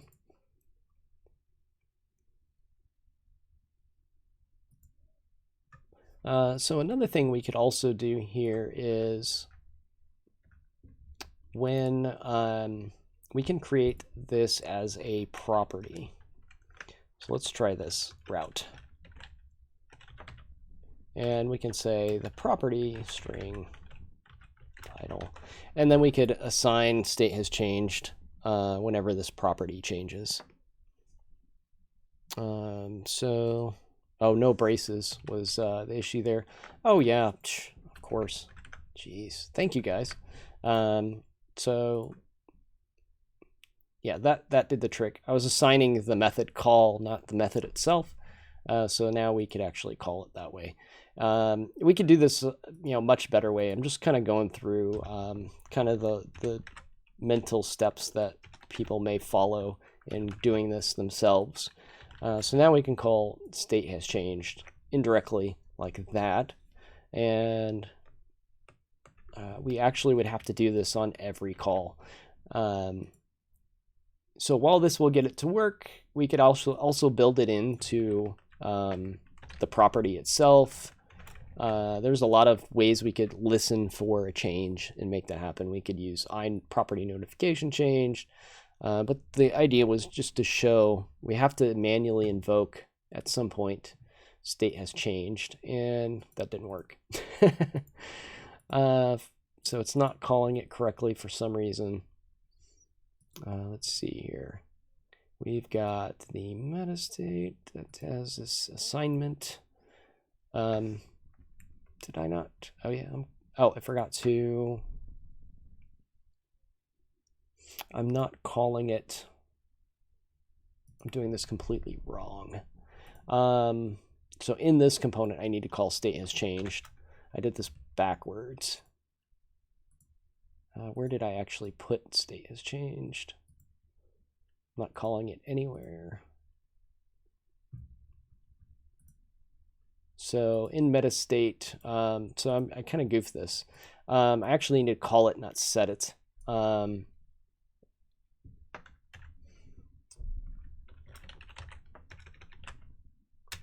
I need to call state has changed here, like this. Yeah, I did it backwards. So I need to be calling state has changed here. Let's do this a little simpler way than trying to call it indirectly. Let's just set up, well, let's continue with this for a sec. So we can call state has changed manually, and kind of lost sight of what exactly I had thought of. So we want to call state has changed directly on this component. We want this to update. So we want to call this from outside of the application. And then we want to invoke this. So this actually, let's see. Yeah, we want that there. But we want to actually set it here. So my mistake here is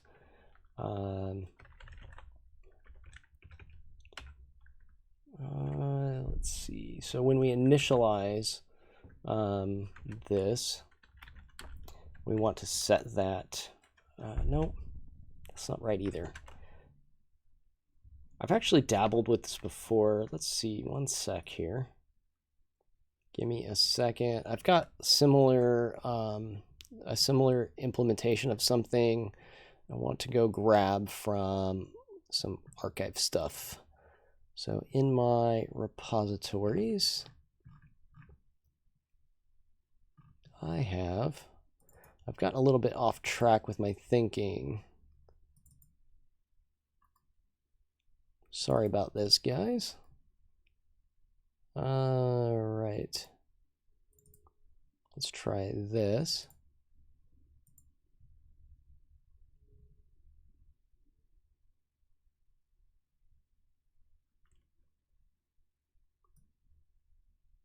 So we definitely want the state there as an action. That is the correct part. What is incorrect is how I'm handling the actual component. So if we dig in for 1 second here.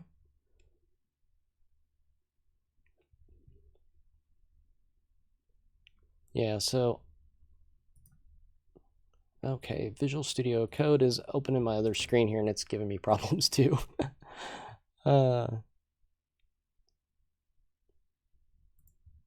So on the when this component initializes, so I no longer need to do this. I'm actually binding that incorrectly. So what I want to do is this right here in the title. So I had this set up a little bit wrong. I want to say the title is equal to what is coming out of my state management. And then I want to call state has changed remotely, and I want to assign that to my state manager. So in my state manager, state has changed should be equal to call state has changed. So I want to remotely access that state has changed. So I can do it like that. I could also, whoops, I did that again. I could also make that an inline function, but there we go. So that was part of the problem. Then I don't need this anymore, so that goes away. So now I have state.title will automatically render there. So sorry about that mix-up. I just kind of got a little off track. Now I've got the logic down right. So now let's take a look. Let me make sure we're all good here. We are. We should be able to re-render now. Got a little mixed up with the components in the state manager, and which one had responsibility over the next. So there we go. So here's the hello index. We click hello counter shows. When we go back and forth, notice we're not getting that flash of unstyled text anymore. The reason for that is, let's see if we can actually witness this. I don't know if we can. We're not re-rendering that entire thing anymore. Instead, if we open up the head and click, there we go. You can see that just the title is changing. That's because this entire head section is inside of the render tree now. And once it is inside that render tree, it is only going to change the meta or the deltas. We are getting some console warnings. Unhandled exception, rendering component.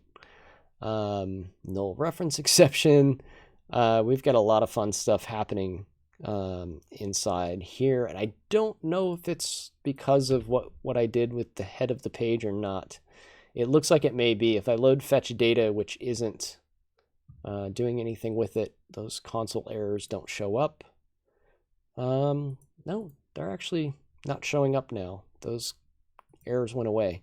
Not sure what those errors were coming from. It might have been when I was editing the app and it got disconnected or something like that. So we'll see. Does it help if you swap out the order of add component? That's an interesting approach. I don't think it will, but we can try. So let's give that a shot. Mr. Magoo says, see what happens if we swap these. I don't know if there is a, if they happen in chronological order or if it's loading. No, I could see it. It's still swapping the, or it's still doing the unstyled text thing. So we can't do that. I think it's because it's not going to matter because this is rendered statically. Boom. The index page comes into the browser. The JavaScript loads. WebAssembly fires up Mono. Our application gets loaded into Mono. Mono and Blazor come back and replace this. So it's always going to have the flash. Unless we could come up with a magical element that we can target in here that it is happy with replacing. So until I figure that one out, this approach will always have that flash. Yeah. The problem is it's always going to happen because this is a static HTML file. What if you make the head empty? The head being empty will still be unstyled because we won't have any style sheets in it.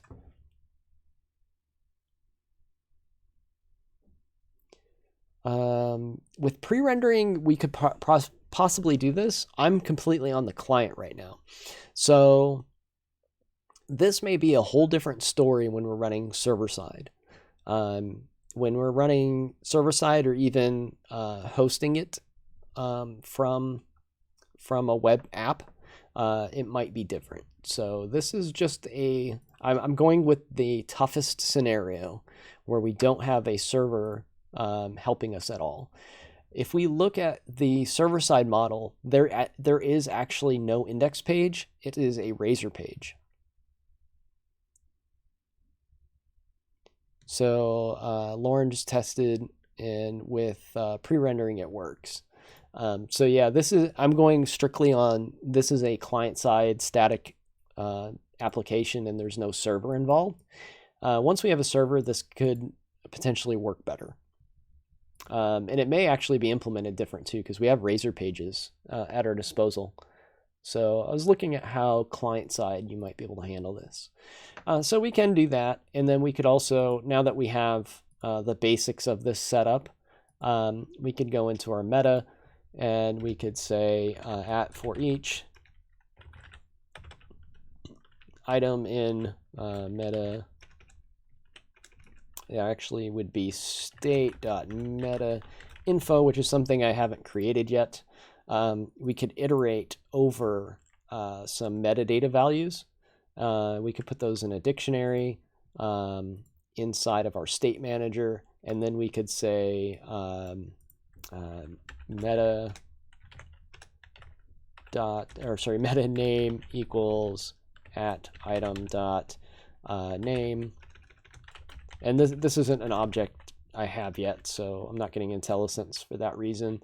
Content equals item dot content, like that, and then we could have meta tags that we could control, and we could place them in there. So let's wipe out the link tag. Making each tag a separate component would be a pain, and I know you had that question before I typed this out, but this is why. If I'm for eaching over many meta things that I want to add, then that is an issue. I don't know if we can target with ID. I don't know if we can say ID, and then we could individually target by ID in here. I don't know what DOM element selector actually calls through JavaScript. So yeah, there's a possibility we might be able to target individual tags. Yeah, client side is very tough to do this with. Not all spiders. Yeah, I don't know if this would be crawlable even, like Electric Havoc is saying. Oh, so you can. So Lauren says you can actually do by ID here and target things individually. So if you don't want that flash of unstyled text, you could put IDs on these things. You could have it identify the title. Then you're going to have, and you could still use the same state object, but you're going to have inside of your startup then multiple components like this, and then they would have to target different elements there. So we could do it that way as well. Oh, thank you for the follow. Appreciate that. And so this is just kind of a rough outline of how this could be handled, right? So you could use this state container. You could make a component that has metadata, or an individual metadata object that or individual metadata line component that you're putting in. So this would be the most Blazor-y way of handling it, is to make a component. And I did notice that somebody had posted, let me pull this guy off screen for a sec so I can find a link. There was yesterday an SEO module somebody wrote. Also, it looks like Peter Morris was asking Steve if there is anything out there. So it looks like they do have the issue. It's been noted on GitHub. So this was a pretty active, recently active discussion. So it was said it was in here. I don't see it though. Somebody said that it was in that view there. I don't see it. And let me get back to what I was looking for. There we go. So this person has a GitHub project that uses JavaScript. So this is Blazor SEO. I think it's a NuGet package actually. Optimize Blazor interop. It's using JavaScript interop. So this one is a direct call to JavaScript, similar to how I showed the theme manager at the very beginning of all this. And I'm looking for the JavaScript file, www.root. I don't see the JavaScript file. Where is it? Okay. They list it out though. I guess this is just telling you where the, oh, it's embedded directly in the page. Is that how they did it? So I guess this isn't a project on GitHub. They're invoking the JavaScript directly. Well, there it is. Better SEO meta changer. If we look at the index page, maybe they're referencing SEO.js. I'm not sure where they're getting that SEO.js file from because I don't see it in the project. So is that, I don't see like a package.json or anything like that either. So it's kind of a loose implementation here. So somebody else is suggesting calling it through JavaScript interop. And you could do it that way as well. So there's always JavaScript, unfortunately, that isn't the way we like to do things in Blazor. But there are people working on this, and there's different approaches to getting it done. This is just one that I came across on Twitter the other day.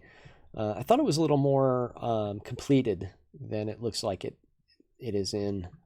I'm not quite sure where their implementation of this is at. I see they're calling JavaScript, but I don't see their JavaScript files. They have in their index page a /JS, but there's no folder. So I'm thinking they might have not pushed the right branch. Oh, this is 8 months old too. So it's a little bit older. And there's no working branches. All right, so it can be done. It can be done with JavaScript by finding the meta tags and replacing them. So yeah, even with interop, the question is C# will execute in time and trigger spiders. Yeah, so client-side SEO is definitely an issue, and every framework that is out right now, if we look at React, Helmet, I meant to say Helmet, put an N in there instead. React does this as well, so it's going to go in and take this component, and it will re-render the head of the document. This one does support server-side rendering, so that might help in that scenario. So React has the same issue.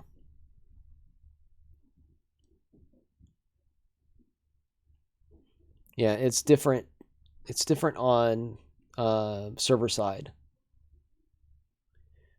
So server side, I'll do a file new project real quick and we'll look so you can see what the difference is. So you wouldn't have this issue as much if you have any server side stuff at all. Let's do new application. I'm going to throw this in my throwaway pile under repos. We'll call it web app 14. That is fine. So I took the toughest path possible. I tried to do it completely client side. If we look at server side, there's a different scenario here. So if I go into my www root folder on the server side, there is no index.html file. That is because it is server side and it can be generated from the index page. This is not the right index page. Is it shared? Or maybe it is. Nope, that's not it. They moved my cheese, and in a server-side app, where did they move the index.cshtml file to? Is it hosts now? There it is, hosts. That was the one they changed. So now you have a hosts CSHTML file in place of the static HTML file. I just realized too, like, chat is actually like 3 seconds behind the video. So you guys are answering the questions so fast that I don't see the responses until I've figured it out. You guys are on top of it. So in hosts, it would go in here, and this is a Razer Pages file. So we have more control in here over what we do with the application. Yeah, so we could use the tag helper to render that here. So we would have something similar to this instead that we could have inside of our head section. So we don't run into that same problem because the application is injected in a much different way. So we're using the Razer Pages. We're using a Razer template actually to do that. So that works much smoother on that area. So we could have a meta section here that is of meta app meta like that, and that component would render inside of there, and on the first go it would be pre-rendered and we wouldn't have that flash. And another thing is it's not replacing a component in this context, so we wouldn't have to worry about it replacing the head at all. So we just simply don't run into this issue. So there's that. I don't remember if, let's do file new project real quick and just double check web application. Let's see what pain points we have with a hosted. I think there's still an index HTML in the hosted version. So this is client side with a host. And yes, there's still HTML. Anytime there's a .html involved, things are going to be a little bit tricky. So with server side, SEO is a non-issue. With the client side, then this actually becomes a bigger problem. So hopefully that was an interesting topic for today.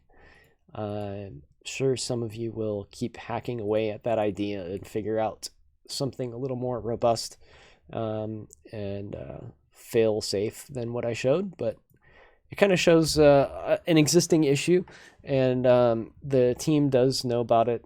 I do know there's a GitHub issue. I searched high and low for it yesterday and I found it, and I forgot to bookmark it for the show, but it is out there. So yeah, Lauren, I had mentioned that in the server side version, you could do the same thing by creating a component and not have to replace the head at all, because in the HTML version, you're doing a document selector in finding that element and replacing it. And in server side, you're not doing the JavaScript part in finding the element and replacing it. You're doing the render component inside of a Razer page instead. So yeah, you don't end up with that same problem.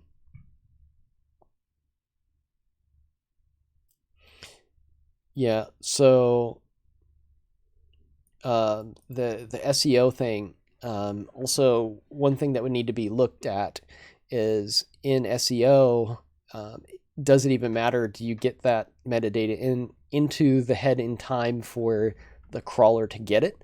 So that's going to be another one. Is this the issue? Let's see if it is. Components, gesture to mark, component as root.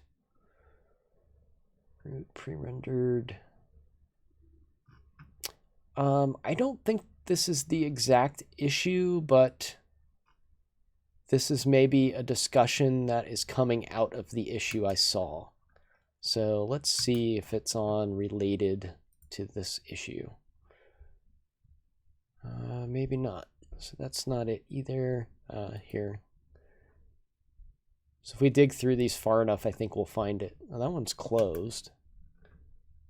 That's for server side. I still don't think this is the exact one, but there's issues out. I remember it being called gestures to mark root component. There were discussions around how to fix the SEO issue on client side, though. So there is an SEO specific thing. I'm seeing static component base too. So there looks like there's some ideas in there that might be part of the same problem. But I did search and find it. I can't remember how I found it. There were people asking, should be, yeah, that came up with the same issue. So I don't want to hold too long on what I'm doing here. So next week, let's talk about next week here. I will be at Star Trek. I talked about Star Trek early at the opening of the show. I will be at Star Trek. I have a session on WebAssembly, which will detail parts of Blazor as well. If you're going, this is an awesome conference. If you haven't bought a ticket, sorry, they're sold out. You won't be able to go this year. It's unfortunate, but next year, make sure you grab your tickets if you're able to get there to Ohio and visit Star Trek. It is awesome. Bite me, Jason Lee, right? My name is Earl. I think we talked last week about this. I will see you there. I have Blazor stickers, so I will have some of these really cool guys. So if you haven't seen those yet, Blazor stickers will be there. I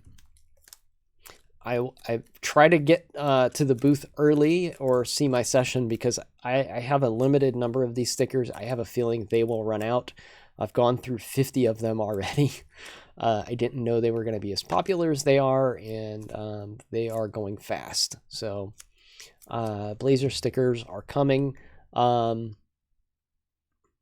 We have some Star Trek themed swag at the booth.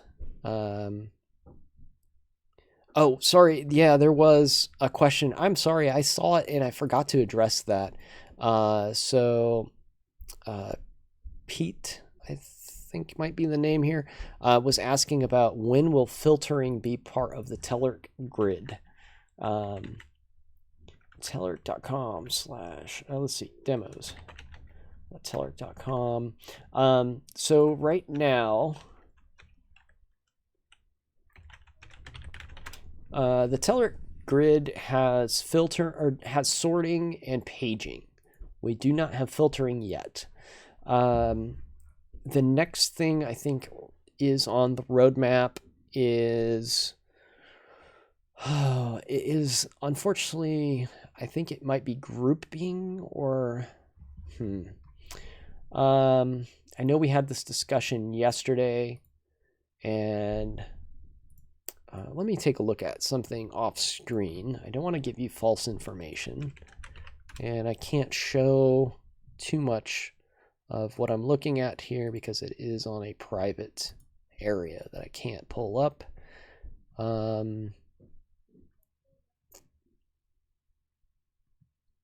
We moved some things around in our roadmap on the grid just because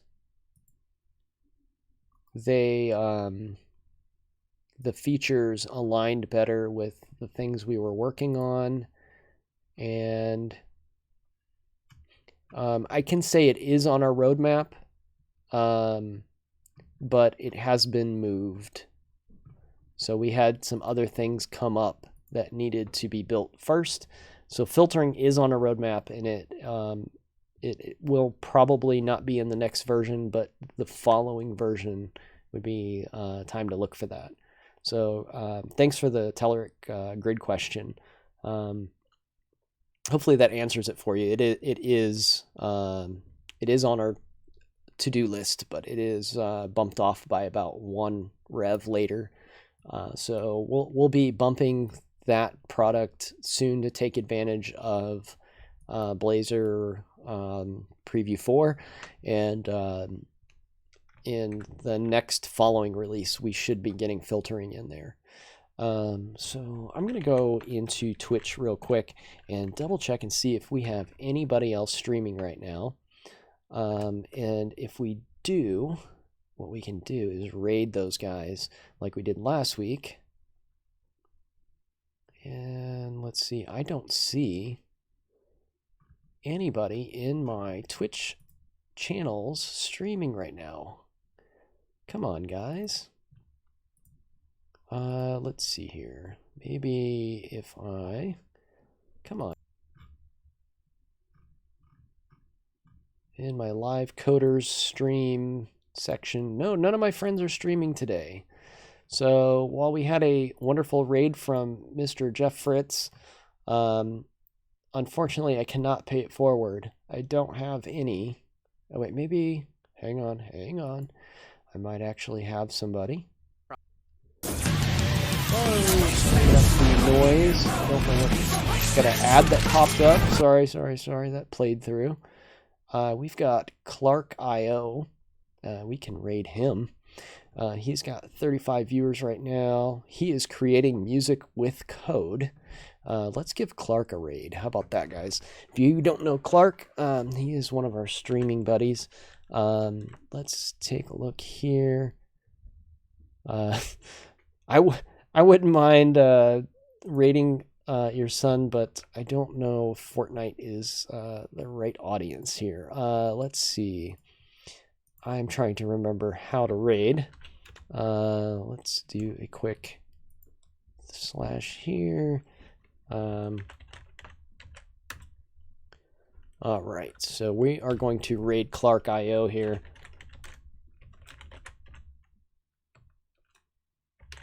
Clark is a code streamer. He's working on something related to music right now. He is in a Discord channel with some other streamers. So thanks, guys. I'm gonna kick off this raid. We'll jump over there in a moment.